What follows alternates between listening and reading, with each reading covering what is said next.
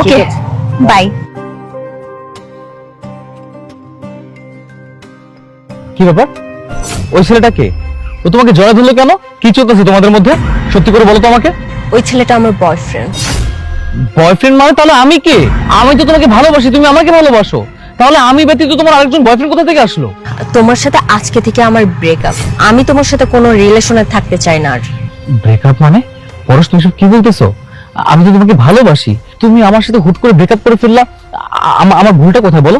আচ্ছা একটা কথা বলো তো, তোমার সাথে রিলেশন করে আমি কি পেয়েছি? একটা বছর ধরে তুমি আমাকে কি দিতে পেরেছো? কোনো কিছু দিতে পেরেছো? কিছু দিতে পারোনি। আমি যদি তোমার সাথে কোনো রেস্টুরেন্টে যেতে চেতাম, তুমি কি বলতা? আমার পকেটে টাকা নাই, টাকা আসলে তখন নিয়ে যাব। তুমি শুধু খালি বাহানায় খুঁজতা। এভাবে কি কোনো সম্পর্ক রাখা যায়? আর ওই যে দেখো আমার বয়ফ্রেন্ড, ওর কাছে কোনো কিছু নাই চাইতে আমি সবকিছু পেয়ে যাই। আমি যখন যা চাই ও আমার বলার আগে সবকিছু আমার সামনে নিয়ে এসে রেখে দেয়, যেন আমার কোনো কষ্ট না হয়। আর তুমি তোমার কাছ থেকে একটা জিনিস চাইতে চাইতে আমি হয়রান হয়ে যাই। আর আমি তোমার সাথে এই সম্পর্কে থাকতে চেয়ে বিরক্ত হয়ে গেছি, আমি ফেড আপ। আচ্ছা একটা কথা বলো তো, তোমার ওই ভাঙড়ি গাড়ি ছাড়া তোমার কাছে কি আছে? আর আমার বয়ফ্রেন্ডকে দেখো, গাড়ি থেকে শুরু করে বাড়ি পর্যন্ত সবকিছু আছে। আমার না ভবিষ্যতে কোনো কিছুর অভাব হবে না ওকে যদি আমি বিয়ে করি। আর একটা কথা, টাকা পয়সা ছাড়া না এই দুনিয়াতে কোনো মূল্য নাই। খালি ভালোবাসা দিয়ে না জীবন চলে না। ভালো থাকো তুমি।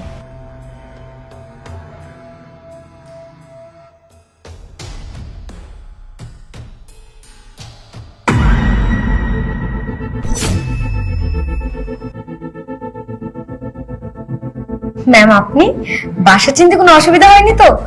Ma'am meet my husband Zahid Ashiq. না, কোনো সমস্যা হয় নাই। শিমলা, এই যে নাও ফাইলটা রাখো। তুমি তো অসুস্থ ছিল, এর জন্য তো অফিসে যেতে পারোনি। আর অফিসের অনেক কাজ বাকি আছে, এই জন্য তোমাকে ফাইলটা দিতে আসলাম। ম্যাম ভিতরে আসুন, এক কাপ চা খেয়ে যান। না না, আজকে আর চা খাবো না, আমার অনেক ইম্পর্টেন্ট একটা কাজ আছে, ওটা আমার না এখন যে করতে হবে। ম্যাম কি বলছেন? আপনি আমার বাসায় এসেছেন, বাইরে দাঁড়িয়ে থাকবেন? ম্যাম ভিতরে আসুন, এক কাপ চা খেয়ে যান অন্তত। না শিমলা, আজকে না। ম্যাম প্লিজ আসুন, এক কাপ চা, 2 মিনিট লাগবে। আচ্ছা ঠিক আছে, তুমি এত করে যখন রিকোয়েস্ট করছো, চলো আসুন ভিতরে আসুন ম্যাম। ম্যাম বসুন। ম্যাম আপনি বসুন, আমি এক কাপ চা নিয়ে আসতেছি।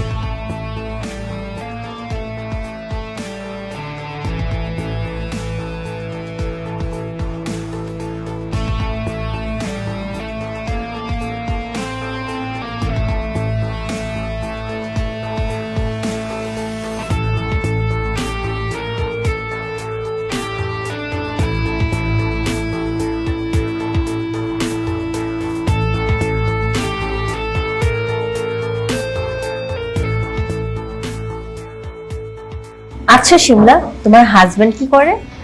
ম্যাম কিছুই করছে না, আপাতত বাসায় আছে। তোমার হাজবেন্ড কিছুই করে না? তুমি একটা বেকার ছেলেকে বিয়ে করেছো? তুমি এত শিক্ষিত আর এত বড় কোম্পানিতে চাকরি করো, তোমার হাজবেন্ড বেকার, বাসায় বসে থাকে? আসলে ম্যাম আমার হাজবেন্ড ব্যবসা করার জন্য প্রস্তুতি নিচ্ছে, তো তাই কিছুদিন বাসায় আছে। ও আচ্ছা, বুঝতে পেরেছি। আচ্ছা শিমলা, একটা কথা বলো তো, এখনকার যুগে টাকা পয়সা ছাড়া কি চলা যায়? শিমলা তুমি আমাকেই দেখো, আমি কত টাকা পয়সার মালিক, আর আমার কোম্পানি কত বড়, তুমি তো দেখছো। এখনকার যুগে টাকা পয়সা ছাড়া কোনো দাম নাই। জীবনে চলার পথে টাকা পয়সার গুরুত্বটাই না সব থেকে বেশি।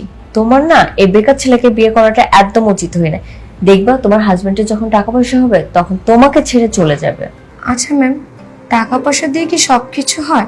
টাকা পয়সা দিয়ে কি ভালোবাসা কেনা যায়? না, যায় না। যেখানে ভালোবাসা আছে সেখানে টাকা পয়সা এমনিই চলে আসে। আর আমার হাজবেন্ড আমাকে অনেক ভালোবাসে, তাকে নিয়ে আমি অনেক সুখী, অনেক ভালো আছি। আমার হাজবেন্ড আমাকে অনেক যত্ন করে, তার কাছে আমার টাকা পয়সা কিছুই চাই না।